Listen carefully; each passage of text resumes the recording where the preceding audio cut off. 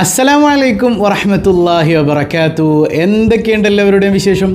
സന്തോഷമല്ലേ? എവിടെ പുഞ്ചിരിച്ചു കൊണ്ടൊരു ഹംദ് പറഞ്ഞ് അൽഹംദുലില്ലാഹി റബ്ബിൽ ആലമീൻ.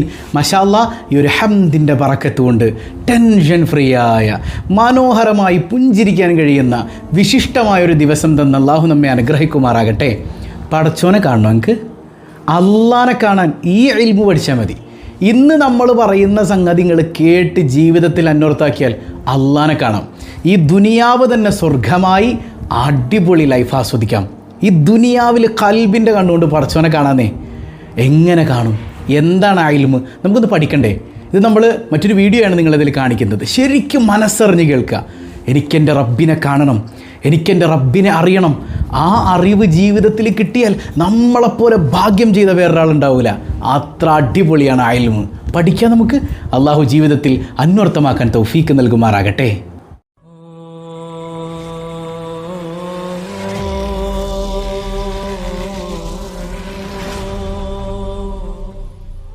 യൂജദു നാസുൻ യഖൂലൂന ലാ ഇലാഹ ഇല്ലല്ലാഹ്. കുറച്ച് മനുഷ്യന്മാർ വരും. അവരെപ്പോഴും എന്താ പറയാ? ലാ ഇലാഹ ഇല്ലല്ലാഹ്. എപ്പോഴും അവരുടെ വായിൽ എന്താ ഉണ്ടാവുള്ളൂ? ലാ ഇലാഹ ഇല്ലല്ലാഹ്ക്ക് വേണ്ടിയിട്ട് എന്തിനും അവർ തയ്യാറും. ലാ ഇലാഹ ഇല്ലല്ലാഹ്, ലാ ഇലാഹ ഇല്ലല്ലാഹ്. അപ്പൊ അവരെ വിളിച്ചു നിർത്തിയിട്ട് ചോദിക്കാണ്, ഫയുഖാലു ലഹു മാ ഹാദിഹിൽ കലിമ. മോനെ, നീ ഇപ്പൊ ലാ ഇലാഹ ഇല്ലല്ലാഹ്, ലാ ഇലാഹ ഇല്ലല്ലാഹ് എന്നൊക്കെ പറയുന്നുണ്ടല്ലോ, ഇതെന്തൂട്രാ സാധനം? ഇതെന്താണ് സാധനം എന്ന് ചോദിച്ചാൽ അവൻ പറയുന്ന മറുപടി, വജദ്നാ അലൈഹ ആബാഅനാ ഫനഹ്നു നഖൂലുഹാ. ലാ ഇലാഹ ഇല്ലല്ലാഹ് എന്ന് പറഞ്ഞ ഇപ്പം എന്തുട്ടാ? അല്ലാഹു അല്ലാതെ അതല്ല. അതെന്താണ് അതിന്റെ അർത്ഥം? ഞാൻ ചോദിച്ചിട്ടില്ല. മാ ഹാദിഹിൽ കലിമ.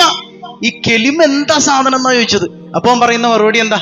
അതിപ്പോ എന്തുട്ടാ, ഞങ്ങള് മുസ്ലിങ്ങളാണ്, ചെറുപ്പം മുതൽ ഇങ്ങനെ ലാ ഇലാഹ ഇല്ലല്ലാഹ് ഇങ്ങനെ പറഞ്ഞു. ഇതൊന്നുമല്ല. വാട്ട് ഈസ് കലിമ? എന്താണ് കലിമ? ലാ ഇലാഹ ഇല്ലല്ലാഹ് എന്ന് പറഞ്ഞാൽ എന്താണ്? പഠിക്കണ്ടേ നമുക്ക്? വേണോ? പഠിക്കണോ വേണ്ടേ? അല്ലേ? മത്തായിയുടെയും മറിയാമ്മയുടെയും മോനായതുകൊണ്ട് ജോസഫായി. പിന്നെ സുഗുണന്റെയും പിന്നെ ആരാ? സുഗുണന്റെ ഭാര്യയൊക്കെ പറ്റിയ പേരെന്താ? വാസന്തി ആയല്ലോ വരാൻ. മകനായതുകൊണ്ട് വിഷ്ണുവായി. അതുപോലെ മുഹമ്മദിന്റെയും പാത്തുമ്മയുടെയും മോനായതുകൊണ്ട് നൗഫലായി. അങ്ങനെ നൗഫലായാൻ പറ്റുമോ? അങ്ങനെ അബ്ദുള്ളായെ പറ്റുമോ? ഈ ഷഹാദത്തിൽ സാക്ഷ്യം വഹിച്ചിട്ട് ആരാകണം? മുഅ്മിനാകണം. അതെങ്ങനെയാ പറ്റുക? അല്ല തന്ന ബോധം കൊണ്ട് ഭൗതികതയുടെ മറ നീക്കിയിട്ട് പറയണം ലാ ഇലാഹ. അല്ല തന്ന, ഞാൻ പറഞ്ഞുതരാം, ശരിക്കത് വിശദീകരിക്കണം, പഠിക്കണം നമുക്ക്. അല്ലാഹു തൗഫീഖ് ചെയ്യട്ടെ. അല്ല തന്ന ബോധം കൊണ്ട് ഭൗതികതയുടെ മറ നീക്കിയിട്ട് എന്ത് പറയണം എന്ന് ഉറക്കെ പറഞ്ഞേ, ലാ ഇലാഹ ഇല്ലല്ലാഹ്. സയ്യിദുനാ അലി ഇബ്നു അബി ത്വാലിബ് റളിയല്ലാഹു അൻഹു പറയുന്നുണ്ട്, ഞാൻ കാണാത്ത പടച്ചോനെ ഞാൻ ആരാധിച്ചിട്ടില്ല.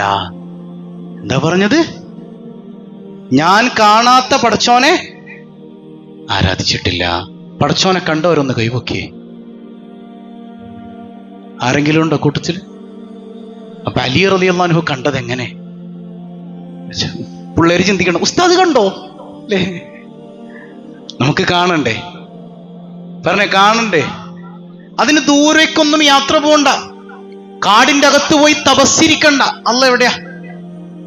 പരിശുദ്ധ ഖുർആനിൽ 3 ഇടങ്ങളിൽ കാണാം. ഒരായത്ത് ഇങ്ങനെയാണ്, വനഹ്നു അഖറബു ഇലൈഹി മിൻ ഹബ്ലിൽ വരീദ്. നിങ്ങളുടെ കണ്ഠനാടിയേക്കാൾ അടുത്ത് ആരുണ്ട്? നാമുണ്ട്. ആരാ പറയണേ? അല്ലാഹ്. കണ്ഠനാടിയേക്കാൾ അടുത്ത് ഞാനുണ്ട്. മറ്റൊരായത്തിൽ ഇങ്ങനെ കാണാം, വഇദാ സഅലക ഇബാദി അന്നി ഫഇന്നി ഖരീബ്. നബിയെ, അങ്ങയോട് എന്നെ കുറിച്ച് ആരെങ്കിലും ചോദിച്ചാൽ പറഞ്ഞു കൊടുക്കണം, ഫഇന്നി ഖരീബ്, ഞാൻ എവിടെയുണ്ട്? ഞാൻ തൊട്ടടുത്തുണ്ടെന്ന് പറയണം നബിയെ. മറ്റൊരായത്തിൽ കാണാം, വഹുവ മഅകും ഐനമാ കുൻതും. നിങ്ങൾ എവിടെയാണെങ്കിലും ഞാൻ നിങ്ങളോടൊപ്പമുണ്ട്. എന്റെ മഅയ്യത്ത് നിങ്ങളുടെ കൂടെയുണ്ട്. ഞാൻ നിങ്ങളുടെ കൂടെയുണ്ട്. അപ്പൊ അല്ലാഹ് ഒരുപാട് ദൂരെയാണോ? ആണോ? അവൻ അടുത്തുണ്ട്. എന്നിട്ട് നമ്മളെന്താ കാണാത്തത്? നമുക്ക് എല്ലായിടത്തും ആരെ കാണാൻ പറ്റണം? കച്ചവടം ചെയ്തുകൊണ്ടിരിക്കുമ്പോഴും നമ്മുടെ കുടുംബത്തിലും നമുക്ക് ആരെ കണ്ടെത്താൻ പറ്റും? ചില വിഷയങ്ങൾ മുൻപേ നമ്മുടെ പ്രണയം അള്ളാഹുവുമായി ബന്ധപ്പെട്ട് നമ്മൾ പറഞ്ഞതാണ്. എന്നാലും ആ ഒരു നഫ്സിലേക്ക് നമ്മൾ എത്തുമ്പോൾ ആ കാര്യങ്ങൾ കുറച്ചുകൂടെ നമ്മൾ പഠിക്കേണ്ടതുണ്ട്. അള്ളാഹു ഉൾക്കൊള്ളാൻ തൗഫീക്ക് നൽകട്ടെ. ഹബീബായ സയ്യിദുനാ റസൂലുള്ളാഹ് മറ്റൊരു ഖുദ്സിയായ ഹദീസ് പറയുന്നുണ്ട്. ഇത് വല്ലാതെ ചിലപ്പോഴൊക്കെ നമ്മളിങ്ങനെ കോരിത്തിരിപ്പിക്കുന്ന ഒരു ഹദീസാണ്. എന്താണ് ഹദീസ്? യഖൂലുല്ലാഹു തബാറക വ തആല, അല്ലാഹ് പറയുന്നു. ആര് പറയുന്നു? ഉറക്കെ പറഞ്ഞു, ആര് പറയാൻ? ബനൈതു ഫീ ജൗഫി ബിനി ആദമ ഖസ്റൻ, ആദം സന്തതിയുടെ ഉള്ളിൽ ഞാനൊരു കൊട്ടാരം പണിതു. ആരാ പറയണത്? മനുഷ്യന്റെ ഉള്ളിൽ ഞാൻ എന്ത് പണിതു? കൊട്ടാരം പണിതു. വഫിൽ ഖസ്രി സദ്റാ, ആ കൊട്ടാരത്തിനകത്ത് ഞാനൊരു നെഞ്ചു പണിതു. വഫിസ് സ്വദ്രി ഖൽബാ, നെഞ്ചിനകത്ത് ഞാനൊരു ഹൃദയം പണിതു. വഫിൽ ഖൽബി ഫുആദാ, ആ ഹൃദയത്തിനകത്ത് ഞാനൊരു മനസ്സ് പണിതു.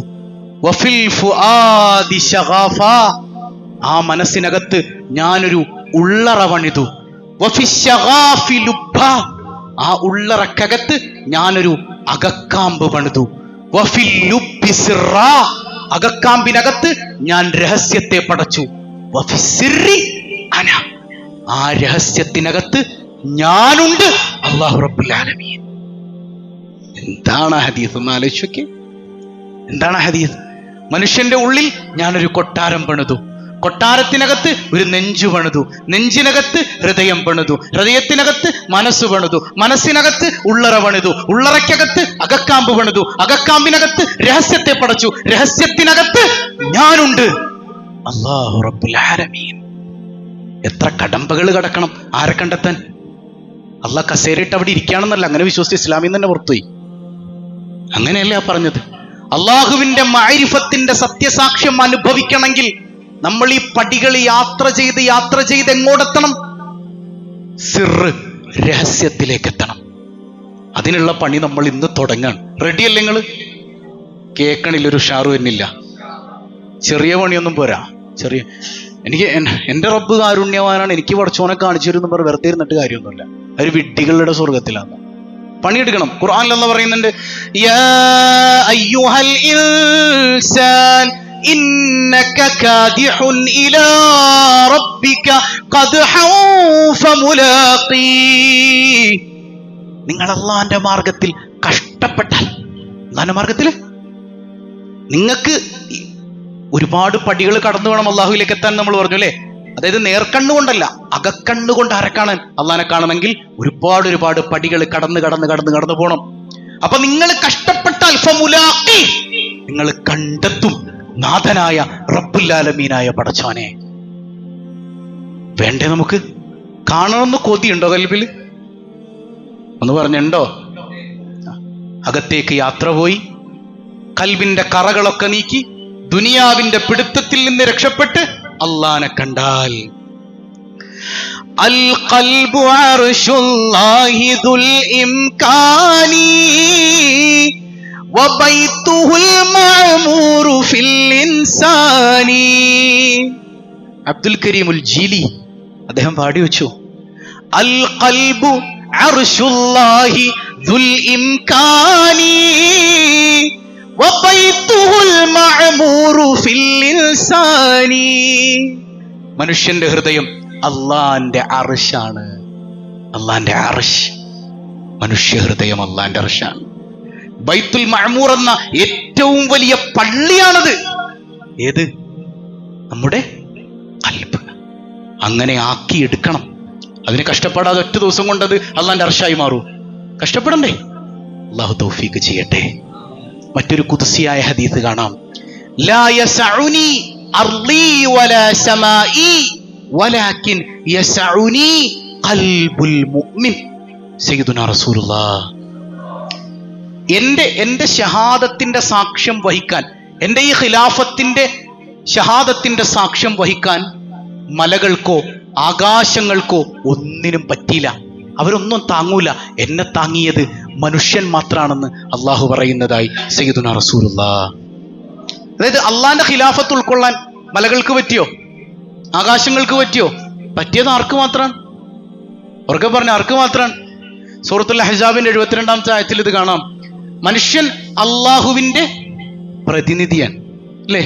وَإِذْ قَالَ رَبُّكَ لِلْمَلَائِكَةِ إِنِّي جَاعِلٌ فِي الْأَرْضِ خَلِيفَةً. മനുഷ്യനാരാണ്? അള്ളാന്റെ ഖലീഫയാണ്, പ്രതിനിധിയാണ്. ഒരു പ്രതിനിധി ഇപ്പോ നിങ്ങളുടെ മകനെ ഒരു കല്യാണത്തിന് പറഞ്ഞയച്ചു, നിങ്ങളുടെ പ്രതിനിധി. അപ്പൊ എങ്ങനെയാണ്? നിങ്ങളെപ്പോലെ നിങ്ങൾ ചെയ്യുന്നതൊക്കെ ആ മകൻ എന്ത് ചെയ്യണം? അവിടെ പോയിട്ട് ചെയ്യണ്ടേ? അപ്പൊ നമ്മളെങ്ങനെ? ഇപ്പൊ ഹബീബ് സയ്യിദുനാ റസൂലുള്ളാഹി സ്വല്ലല്ലാഹു അലൈഹി വസല്ലം തങ്ങൾ പറയണില്ലേ, തഹല്ലഖൂ ബി അഖ്ലാഖില്ലാ. നിങ്ങളിൽ ആരുടെ സ്വഭാവം വേണം? അള്ളാന്റെ സ്വഭാവം. ആരുടെ സ്വഭാവം വേണം? റഹ്മാനും റഹീമുമാകാൻ നമ്മളെ കൊണ്ട് പറ്റുമോ? പക്ഷെ നമുക്ക് കരുണ ചെയ്യാൻ പറ്റും അല്ലേ? വദൂദ് അല്ലെങ്കിൽ വഹാബാകാൻ, എല്ലാം വാരി കൊടുക്കാൻ നമ്മളെ കൊണ്ട് പറ്റുമോ? പക്ഷെ ഔദാര്യം ചെയ്യാൻ പറ്റൂല്ലേ? ഉറക്കെ പറയും, പറ്റൂല്ലേ? ഇങ്ങനെ അള്ളാന്റെ ഗുണങ്ങൾ ആർജിച്ചെടുക്കാൻ അള്ളാന്റെ ഖലീഫക്ക് കഴിയണം. അള്ളാഹു നമുക്ക് തൗഫീഖ് ചെയ്യട്ടെ. അപ്പൊ അള്ളാഹ് ഭൂമിയോടും ആകാശത്തോടൊക്കെ ചോദിക്കുന്നുണ്ട്, നിങ്ങൾ എന്റെ ഖിലാഫത്ത് സ്വീകരിക്കുമോ? അപ്പോ فأبين أن يحملنها فأشفقن منها. ഭൂമിയും ആകാശമൊക്കെ അത് നിരസിച്ചു, പേടിച്ചു നിന്നു. പടച്ചോനെ, ഞങ്ങളെ കൊണ്ട് പറ്റൂലല്ല. അള്ളാന്റെ ഖിലാഫത്ത് ഏറ്റെടുക്കാൻ ഭൂമിയും ആകാശവും നിരസിച്ചു, ഞങ്ങളെ കൊണ്ട് താങ്ങില്ല അല്ലാ. വഹമലഹൽ ഇൻസാൻ. അതേറ്റെടുത്തത് മനുഷ്യൻ മാത്രമാണെന്ന് ഖുർആൻ. ആരേറ്റെടുത്തത്? മനുഷ്യൻ. അൽ ഇൻസാൻ. ഒരല്ല് വരുമ്പോ അർത്ഥം മാറും. സാധാ മനുഷ്യന്മാരല്ല, അൽ ഇൻസാനാണ് ഏറ്റെടുത്തത്. അങ്ങനെയുള്ള റിയൽ മനുഷ്യരായി മാറണം. അങ്ങനെ മനുഷ്യൻ മാറിക്കഴിഞ്ഞാൽ അള്ളാഹ് പറയാണ്, ഇന്നഹു കാന സലൂമൻ ജഹൂലാ. വല്ലാത്തൊരു വർച്ചാനാണ് അത്. ഇന്നഹു കാന സലൂമൻ ജഹൂല. അള്ളാഹുവിന്റെ പ്രതിനിധിയായ മനുഷ്യൻ ലലൂമൻ ജഹൂല. അവൻ അക്രമിയും അറിവില്ലാത്തവനുമാണ്. എങ്ങനെ? നമ്മൾ നേരെ അർത്ഥം കൊടുത്ത് എങ്ങനെ കിട്ടുക? അള്ളാന്റെ പ്രതിനിധി എങ്ങനെയാണ്? രണ്ട് കാര്യങ്ങൾ ഉണ്ടാവും അവന്. ഒന്ന് ലലൂമൻ, അവൻ ആരാണ്? അക്രമിയാണ്. പിന്നെ ജഹൂലൻ, വിഡ്ഢിയാണ്, ബുദ്ധിയില്ലാത്ത അല്ലെങ്കിൽ അറിവില്ലാത്തവനാണ്. അപ്പൊ അവിടെ അള്ളാഹുവിനെ അറിഞ്ഞ ആരിഫീങ്ങൾ പറഞ്ഞു കൊടുത്തു. അതെങ്ങനെ ആ അർത്ഥം ശരിയാവാ? അള്ളാന്റെ പ്രതിനിധി അങ്ങനെ വിഡ്ഢിയാവാൻ പറ്റുമോ? അള്ളാന്റെ പ്രതിനിധി അറിവില്ലാത്തവനാകാൻ പറ്റുമോ? ഇല്ല. അപ്പൊ അവര് കൊടുത്ത അർത്ഥം കൃത്യമാണതിന്. അള്ളാഹുവിന്റെ പ്രതിനിധിയായ മനുഷ്യൻ കാന സലൂമൻ, അവൻ അക്രമിയാണ്. എന്തിനോട്? സ്വന്തം നഫ്സിനെ ആക്രമിക്കുന്നവനാണ് ആര്? അള്ളാന്റെ പ്രതിനിധി. ജഹൂലൻ, ഈ ദുനിയാവിലെ വെട്ടിത്തരങ്ങളൊന്നും അവനറിയില്ല. അവൻ ഉമ്മിയാണ് ആ വിഷയത്തിൽ. മുത്തുനബിയെ പോലെ ഉമ്മിയാണ് സല്ലല്ലാഹു അലൈഹി വസല്ലം. അള്ളാഹുവിന്റെ സ്വാലിഹീങ്ങളൊക്കെ ഉമ്മിയാണ്. ഏത് വിഷയത്തിൽ? അവർക്ക് ദുനിയാവിലെ മോശത്തരങ്ങളൊന്നും അവരുടെ മനസ്സിലേക്ക് കയറൂല. അവർ നിങ്ങൾ നിങ്ങളുടെ പാടും, ഞങ്ങളില്ല അതിലേക്ക് അല്ലെ. അവരവരുടെ വഴിക്ക് പോയിക്കോളും. ആ വിഷയത്തിൽ ഉമ്മിയാണ്. അപ്പൊ ദുനിയാവിന്റെ ചതികളിൽ അവർ അറിവില്ലാത്തവരും, അതുപോലെ തന്നെ നഫ്സിനോട് അക്രമം ചെയ്യുന്ന വിഷയത്തിൽ നിപുണരുമാണ് അവരാണ് അള്ളാഹുവിന്റെ ഖിലാഫത്ത് സ്വീകരിച്ചതെന്ന് പരിശുദ്ധ ഖുർആൻ. ശൈത്വാനേക്കാൾ വലിയ ശത്രുവാണ് ആര്? നമ്മുടെ നഫ്സ്. ധാര പഠിപ്പിക്കുന്ന സയ്യിദുനാ റസൂലുള്ളാഹ്. ഹബീബായ സയ്യിദുനാ റസൂലുള്ളാഹ് ഹിജ്റ നടത്തിയില്ലേ? ഇപ്പൊ മുഹറം മാസത്തിൽ നമ്മൾ ചർച്ച ചെയ്ത വിഷയമൊക്കെ തുടക്കത്തിൽ ഹിജ്റ നടത്തി. അത് ഒളിച്ചോട്ടായിരുന്നോ? അല്ല. ആരിലേക്കുള്ള യാത്രയായിരുന്നു ശരിക്കത്? അള്ളാഹുവിലേക്കുള്ള യാത്രയായിരുന്നു ഹിജ്റ എന്ന് പറഞ്ഞാൽ ഇല്ലേ? അള്ളാഹ് ഒരു സമയത്ത് ഇങ്ങോട്ട് പോകാൻ പറയുമ്പോൾ എല്ലാം വിട്ടെറിഞ്ഞ് എന്റെ റബ്ബ് പറഞ്ഞതിന്റെ പേരിൽ എന്റെ റബ്ബിലേക്കുള്ള നടത്താണ് ഏത്? ഹിജ്റ എന്ന് പറയുന്നത്. ഇന്ന് നമുക്ക് അങ്ങനെ ഒരു ഹിജ്റ ഉണ്ടോ? ഇല്ല. ലാ ഹിജ്റത ബഅദൽ ഫത്ഹി. മക്കം ഫത്ഹിന് ശേഷം അങ്ങനെ ഒരു ഹിജ്റ ഇല്ല. വലാകിൻ ജിഹാദുൻ വനിയ്യ. രണ്ട് കാര്യങ്ങളുണ്ട്, ജിഹാദും ഉണ്ട്, നിയ്യത്തുണ്ട്. എന്തൊക്കെയുണ്ട്? നമുക്കൊന്ന് ഉറക്കെ പറഞ്ഞ്. ജിഹാദും നിയ്യത്തും. ജിഹാദ് എന്ന് പറഞ്ഞാൽ സ്വന്തത്തോടുള്ള ജിഹാദ്. എന്തിനോടുള്ള ജിഹാദ്? അള്ളാഹുവിന്റെ പൊരുത്തം വേണമെന്ന ഉറച്ച നിയ്യത്ത്. ഈ രണ്ട് സംഗതിയും നമുക്ക് വേണമെന്ന് പഠിപ്പിക്കുന്നുണ്ട് സയ്യിദുനാ റസൂലുള്ളാഹ്. ജിഹാദ് എന്ന് പറഞ്ഞ ഒരുപാട് തെറ്റിദ്ധരിപ്പിക്കപ്പെട്ട വാക്കാണല്ലേ. മുസ്ലിം ഉമ്മത്തിന്റെ ഇടയിൽ പോലും ചർച്ചയുണ്ട്. ഈ ആയുധം എടുത്തിട്ടുള്ള യുദ്ധത്തിന് പറയുന്ന പേര് ഖിത്താൽ എന്നാണ്. എന്താ പറയാ? ഖിത്താൽ. ഇത് ജിഹാദ് എന്ന് പറഞ്ഞാൽ അധ്വാനം, പരിശ്രമം എന്നൊക്കെയാണ് അതിന്റെ അർത്ഥം. ആയുധമെടുത്തിട്ടുള്ള യുദ്ധം എന്നുള്ളതിന്റെ ചെറിയൊരു സൈഡിലുള്ള വാക്ക് മാത്രമാണ്. ജിഹാദ് 2 തരണ്ട്. അത് പഠിപ്പിക്കുന്നുണ്ട് ഹദീസിലൂടെ സയ്യിദുനാ റസൂലുള്ളാഹ്. ജിഹാദുൽ അക്ബർ, ജിഹാദുൽ അസ്ഗർ. ഏതൊക്കെയാണെന്ന് പറഞ്ഞേ? ജിഹാദുൽ അക്ബറും ജിഹാദുൽ അസ്ഗറും. എന്താ അക്ബർ എന്ന് പറഞ്ഞാൽ? ഏറ്റവും വലിയ ജിഹാദ്. ജിഹാദുൽ അസ്ഗർ എന്ന് പറഞ്ഞാലോ ഏറ്റവും. ജിഹാദുൽ അക്ബർ ഏതാ? ബദർ, ഉഹദ്, പിന്നെ ഖന്തക്ക്, ഖൈബർ, തബൂക്ക്. പിന്നെ ഇതൊക്കെ എന്താണ്? ജിഹാദുൽ അല്ല, ഇത് ചെറിയ ജിഹാദാണ്. ഞാൻ പറയല്ല, സയ്യിദുനാ റസൂലുള്ളാഹ്. ബദർ യുദ്ധം കഴിഞ്ഞ് സ്വഹാബത്തൊക്കെ തിരിച്ചു വരുമ്പോ, മറ്റു പല യുദ്ധങ്ങളും കഴിഞ്ഞ് സ്വഹാബത്ത് തിരിച്ചു വരുമ്പോ അള്ളാന്റെ ഹബീബ് വിളിക്കുന്നുണ്ട്, മർഹബൻ ബികും മിനൽ ജിഹാദിൽ അസ്ഗരി ഇലൽ ജിഹാദിൽ അക്ബർ. ചെറിയ ജിഹാദിൽ നിന്ന് വലിയ ജിഹാദിലേക്ക് സ്വാഗതം സ്വഹാബ, സയ്യിദുനാ റസൂലുള്ളാഹ്. ഏത് ശത്രുക്കളോട് വാളും കുന്തൂക്കെ എടുത്ത് പോരാടി ദിവസങ്ങളോളം പട്ടിണിയും കിടന്ന് അവർ യുദ്ധം ചെയ്ത് തിരിച്ചു വരുമ്പോ റസൂലുള്ളാഹ് പറയുന്നത് എന്താ? ചെറിയ യുദ്ധത്തിൽ നിന്ന് വലിയ ജിഹാദിലേക്ക് സ്വാഗതം, സയ്യിദുനാ റസൂലുള്ളാഹ്. യാ റസൂലല്ലാഹ് വമൽ ജിഹാദുൽ അക്ബർ. ഏതാ നബി വലിയ ജിഹാദ്? ജിഹാദുൻ നഫ്സ്, സ്വന്തം നഫ്സിനോടുള്ള ജിഹാദാണ് ബദർ യുദ്ധത്തെക്കാൾ വലിയ ജിഹാദ് എന്ന് സയ്യിദുനാ വഹബീബുനാ റസൂലുള്ളാഹ്. അവിടെയും ജിഹാദുൽ അക്ബർ കടന്നു വരുന്നുണ്ട് കേട്ടോ ബദർ യുദ്ധത്തിലും. കാരണം കേവലം ആ യുദ്ധത്തിലേക്ക് മാത്രം കോൺസെൻട്രേറ്റ് ചെയ്താണ് ഈ പറഞ്ഞത്. പക്ഷെ അതിന്റെ അകത്ത് എന്തുണ്ട്? എല്ലാം മറന്ന് അള്ളാഹുവിന് വേണ്ടി ഇറങ്ങിത്തിരിഞ്ഞ സ്വഹാബത്തായതുകൊണ്ട് അവരിൽ ഏതും വർക്കൗട്ട് ആയിട്ടുണ്ട്? ജിഹാദുൽ അക്ബറും വർക്കൗട്ട് ആയിട്ടുണ്ട്. അപ്പൊ കേവലം നമ്മൾ ഈ വാളും പരിചയെടുത്ത് യുദ്ധം ചെയ്യണത് ചെറിയ യുദ്ധവും സ്വന്തം നഫ്സിനോടുള്ള യുദ്ധം ജിഹാദുൽ അക്ബർ ആണെന്ന് സയ്യിദുനാ റസൂലുള്ളാഹ്.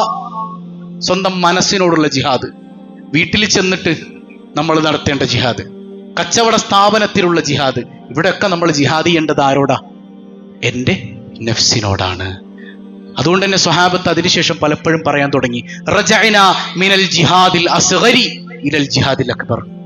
ഞങ്ങൾ ചെറിയ ജിഹാദിൽ നിന്ന്, ഏത് യുദ്ധം കഴിഞ്ഞ് വരുമ്പോൾ സ്വഹാബത്ത് പറയാം, ഞങ്ങൾ ചെറിയ ജിഹാദിൽ നിന്ന് ദാ വലിയ ജിഹാദ് ഞങ്ങളുടെ വീട്ടിലേക്ക് കയറാണ്. അവിടെ നഫ്സ് ക്ലിയർ ആയില്ലെങ്കിൽ ഞാൻ വലിയ ആളാണെന്ന് തോന്നി കെട്ടിയൊക്കെ 2 കൊടുക്കാനൊക്കെ തോന്നും. ഞാൻ വലിയ ആളാണെന്ന് തോന്നുമ്പോ അവളെ 2 ചീത്ത വിളിക്കാനും തെറി വിളിക്കാനൊക്കെ തോന്നും. അവളെന്റെ കെട്ടിയോളാണ്, അവളെന്റെ അടിമയാണെന്നൊക്കെ തോന്നുന്നത് എന്തുകൊണ്ടാണ്? ഈ നഫ്സ് എന്ന് പറയുന്ന ഏറ്റവും മോശമായ സംഗതി നന്നാകാത്തത് കൊണ്ടാണ്. പഠിപ്പിക്കുന്നത് ആരാ? സയ്യിദുനാ റസൂലുള്ളാഹ്. അൽ മുജാഹിദ്. ആരാണ് മുജാഹിദ്? മുജാഹിദ് എന്ന് പറഞ്ഞാൽ മൻ ജാഹദ നഫ്സഹു ഫീ ത്വാഅത്തില്ലാഹ്. അള്ളാന്റെ മാർഗത്തിൽ നഫ്സിനെ കൃത്യമാക്കി നടത്തുന്നവനാണ് മുജാഹിദ് എന്ന് മുഹമ്മദ് മുസ്തഫ ഹബീബായ സയ്യിദുനാ റസൂലുള്ളാഹ്. നിങ്ങൾക്ക് ഒരുപാട് ശത്രുക്കളുണ്ട്. 4 ശത്രുക്കൾ നിങ്ങൾക്കുണ്ട്. അതിൽ ശൈത്വാനുണ്ട്, ദുനിയാവുണ്ട്, പലതുണ്ട്. അതിൽ ഏറ്റവും മോശമായ ശത്രു ഏതാണെന്നറിയോ? നിങ്ങളുടെ നഫ്സാണ് സയ്യിദുനാ റസൂലുള്ളാഹ്. ചില ഘട്ടങ്ങളിൽ പിശാചിനെ തോൽപ്പിക്കും വിധം നമ്മളെ തകർക്കാൻ നമ്മുടെ മനസ്സ് മതി ഷഫീഉനാ റസൂലുള്ളാഹ്. അബൂജഹലിന്, ഫിർഔന്, അതുപോലെ തന്നെ ഖാറൂൻ, ഹാമാൻ, ഇവരോടൊക്കെ പുറത്ത് യുദ്ധം നടന്നിട്ടുണ്ട്. എന്നാൽ ഈ സംഗതികളൊക്കെ ഇതിന്റെയൊക്കെ പ്രതിബിംബം എവിടെയുണ്ട്? നമ്മുടെ നഫ്സിന്റെ അകത്തുണ്ട്. ഇവിടെയുള്ള ഖാറൂനിനെ കൊല്ലണം, ഇവിടെയുള്ള ഫിർഔൻ ചാവണം, ഇവിടെയുള്ള ഹാമാനെയും ഖാറൂനെയും കൊല്ലണം, എങ്കിലേ ഈ നഫ്സ് നന്നാവൂന്ന. അതിന് പരിശ്രമിക്കണം. അതാണ് ജിഹാദ്. അതാണ് വലിയ ജിഹാദ് എന്ന് സയ്യിദുനാ റസൂലുള്ളാഹ്. ഇതിൽ തോറ്റാൽ, ഈ ജിഹാദ് എല്ലാവർക്കും നിർബന്ധമാണ്. ഈ ജിഹാദിൽ തോറ്റാൽ ഖസിറ ദുനിയ വൽ ആഖിറ, അവന്റെ ദുനിയാവും ആഖിറവും പരാജയപ്പെടും സയ്യിദുനാ റസൂലുള്ളാഹ്. ഒരു ഉദാഹരണം പറഞ്ഞാല്, നമ്മളിങ്ങനെ പുറത്തേക്ക് നടന്നു. അപ്പൊ ഒരാൾ നമ്മൾ തെറി വിളിച്ചു, ചീത്ത വിളിച്ചു. ഒരാള് ചീത്ത വിളിച്ചു. അപ്പൊ എന്റെ ഉള്ളിലെ നഫ്സ്, എടാ നീ വലിയ ആളല്ലേ, അവൻ ചീത്ത വിളിച്ചിട്ട് നീ മിണ്ടാതിറക്കണ, വിളിയണം വാപ്പാക്ക്. നമ്മൾ ആരെ വിളിച്ചു അവന്റെ? അപ്പൊ ഇവിടുന്ന് അള്ള പറയുന്നുണ്ട്, മോനെ ഇന്നല്ലാഹ മഅസ്സാബിരീൻ, മനസാക്ഷി വിളിച്ചു പറയുന്നുണ്ട് ഇന്നല്ലാഹ മഅസ്സാബിരീൻ. അപ്പൊ നമ്മുടെ നഫ്സുള്ളിന്ന് അതൊക്കെ അവിടെ കിടന്ന് പറഞ്ഞോളും, അള്ള കാരുണ്യവാനാണ്, നമുക്ക് പുറത്തു തരും, അള്ള നമ്മുടെ മുത്താണ്, നീ വിളിയടാ വാപ്പാക്ക്. മനസാക്ഷി അത് പറയുമ്പോ അതിന് ഓവർടേക്ക് ചെയ്യുന്നൊരു സാധനം നഫ്സ് അവിടെ കിടന്ന് പറയാൻ. ഇപ്പം പാപ്പാക്ക് വിളിച്ചു, നീ എന്റെ അപ്പൊ അവന്റെ നഫ്സ് വർക്കൗട്ടായി, നീ എന്റെ പാപ്പാക്ക് വിളിക്കില്ലടാ, ഒരറ്റടി കാരണം കുറ്റി കൊടുത്തു. നീ എന്റെ മോന്തൊക്കെ ഇത്ര ആൾക്കാരുടെ ഇടയിൽ കയറി നിന്നെ നാണം കെടുത്തി. അപ്പൊ നഫ്സ് പറയണം, അടിയടാ അവന്റെ പള്ളകൊന്ന് കൊടുക്ക്. അവനൊരൊറ്റ ഇടി ഓടിച്ചു, ഇടിയങ്ങ് വെച്ചു കൊടുത്തു. ഹറമയ്യത്ത, ആ ഇടിയുടെ ആഘാതത്തിൽ ആ മനുഷ്യൻ മരിച്ചുപോയി. കേസായി, ഇടങ്ങേറായി. എവിടെ പോയി അവൻ? ജയിലിൽ പോയി. നാളെ ആഖിറത്തിൽ ചെല്ലുമ്പോഴോ അൽ ഖാതിലു വൽ മഖ്തൂലു ഫിന്നാർ, കൊന്നവനും കൊല്ലിച്ചവനും നരകത്തിലാണ് സയ്യിദുനാ റസൂലുള്ളാഹ്. അപ്പൊ ദുനിയാവും പോയി. ഇവൻ ആഗ്രഹിച്ചിരുന്നു ഇവനൊരു കൊലയാളിയെ ജയിലിൽ പോണോന്ന്. ഇവനെ കൊണ്ട് ഈ പണി ചെയ്യിച്ചതാരാ? ആരാ? നഫ്സാണ്. ആരാണ്? നഫ്സാണ്. ശൈത്താൻ ഇച്ചിരി റെസ്റ്റ് എടുക്കായിരുന്നു അവിടെ. നഫ്സാണ് പണിയിറച്ചിയത്. ഇനി വേണ്ട, ഒരു പെൺകുട്ടിയെ കണ്ടു, മിണ്ടടാ. ഉള്ളീന്ന് മനസാക്ഷി, മോനെ ഹറാമ്, നിനക്ക് കെട്ടിയോളും പെങ്ങളൊക്കെ ഉള്ളതല്ലേ, നീ മിണ്ടണ്ടാട്ടോ. നീ മിണ്ടടർക്ക.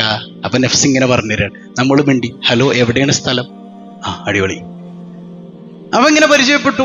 അപ്പൊ വീണ്ടും നഫ്സ് മറ്റേ മനസാക്ഷി പറഞ്ഞു തരുന്നുണ്ട്, ഹദീസുകളൊക്കെ ഇങ്ങനെ മനസ്സിൽ വരുന്നുണ്ട്. അപ്പൊ നഫ്സ് വീണ്ടും പറയും, അല്ലാഹ് കാരുണ്യവാനാന്നേ, അടച്ച നീ പുറത്തേരൂടാ, നീ എങ്ങോട്ട് ഇറങ്ങ, അള്ളാഹിനെ സ്നേഹിച്ചാ നീ എങ്ങോട്ട് ഇറങ്ങിക്കോ. അസ്തഗ്ഫിറുല്ലാഹ് പറഞ്ഞ അള്ളാഹ് പുറത്തു വരും, നീ ഇറങ്ങിക്കോ. നഫ്സ് പറയാൻ, നീ ഒന്ന് ടച്ച് നടന്നു. കഥാവക്കഥ നടക്കേണ്ടതൊക്കെ നടന്നു. സംഭവിച്ചെന്താ? പ്രായപൂർത്തി എത്തിയിട്ടുണ്ടായില്ല. പീഡനക്കേസിൽ അകച്ചായി. ഹാജിയാരുടെ താടിയൊക്കെ പോയി. ജയിലിലായി. നാണക്കേടായി. ദുനിയാവിലെ കാര്യം കഴിഞ്ഞില്ലേ? ഈ തൗബ ചെയ്തില്ലെങ്കിൽ ആഖിറത്തിലെ കാര്യവും തീർന്നോ? ഇല്ല, നിങ്ങൾ പറയും. ഇവിടെ ഈ മനുഷ്യൻ എപ്പോഴെങ്കിലും ഈ പെൺകുട്ടിയോട് പോയി മിണ്ടിയിട്ട് ജയിലിൽ പോകണമെന്ന് ആഗ്രഹിച്ചിരുന്നോ? ഇരുന്നോ? ഇവനെ കൊണ്ടുപോയി പെടുത്തിയതാരാ? നൊറക്കെ പറഞ്ഞ ആരാണ്? അതുകൊണ്ട് നഫ്സിനെ ക്ലിയർ ആക്കിയില്ലെങ്കിൽ നമുക്ക് ആരെ തിരിച്ചറിയാൻ പറ്റൂല? അള്ളാനെ തിരിച്ചറിയാൻ പറ്റൂല. അതുകൊണ്ടാണ് മൻ അറഫ നഫ്സഹു ഫഖദ് അറഫ റബ്ബഹ്. ആരാണോ നഫ്സിനെ തിരിച്ചറിയുന്നത് അവൻ അള്ളാഹുവിനെ അറിഞ്ഞു എന്ന് സയ്യിദുനാ റസൂലുള്ളാഹ്.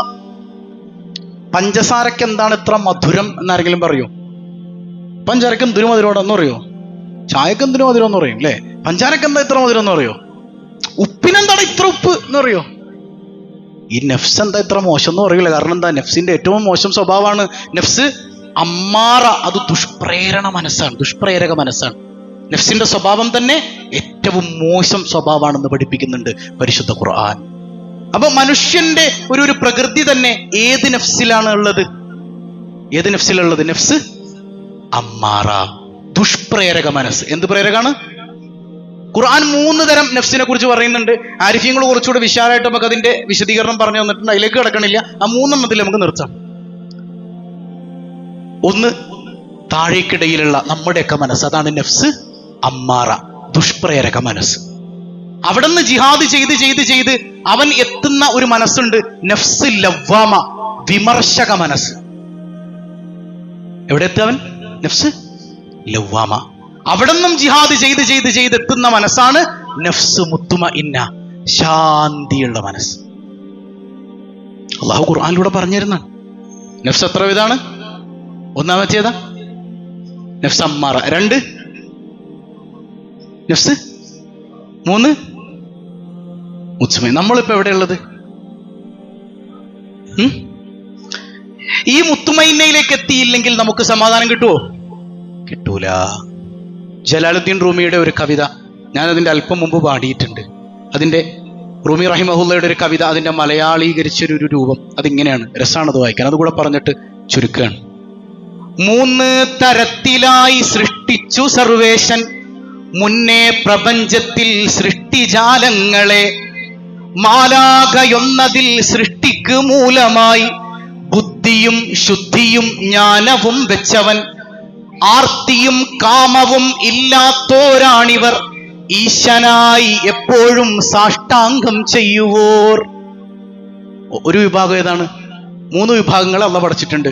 അതിലൊരു വിഭാഗം മാലാഖയാണ്. അവരെപ്പോഴും അള്ളാഹ്ക്ക് സുജൂദിലാണ്. അവർക്ക് കാമവികാരമില്ല. മറ്റു വികാരങ്ങളുണ്ടോ? ഒന്നുമില്ല. അവരിങ്ങനെ അള്ളാഹ്ക്ക് ഇബാദത്ത് ചെയ്തുകൊണ്ടിരിക്കും. മറ്റൊരു വിഭാഗം ഏതാണ്? പക്ഷി മൃഗാദികളാണ് 2ാം തരം. ഏതാണ്? പക്ഷിയും മൃഗങ്ങളൊക്കെയാണ്.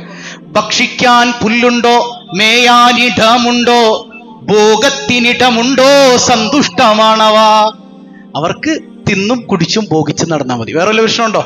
ഇല്ല. എന്നാ 3ാമത്തെ വിഭാഗം പാതിമാലാകയും പാതിക്കഴുതയും ചേർന്നു മൂന്നാമതായി നരനെ പടച്ചവൻ.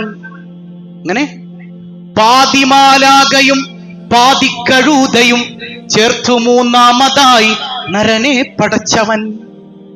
അള്ളാഹു മനുഷ്യനെ പടച്ചത് പകുതി മാലാകയായും പകുതി പരിശുദ്ധ ഖുർആനിൽ കാണാം. അപ്പൊ ഈ കഴുതയും മലക്കും തമ്മിൽ ഉള്ളിലൊരു സംഘട്ടനം നടക്കുന്നുണ്ട്.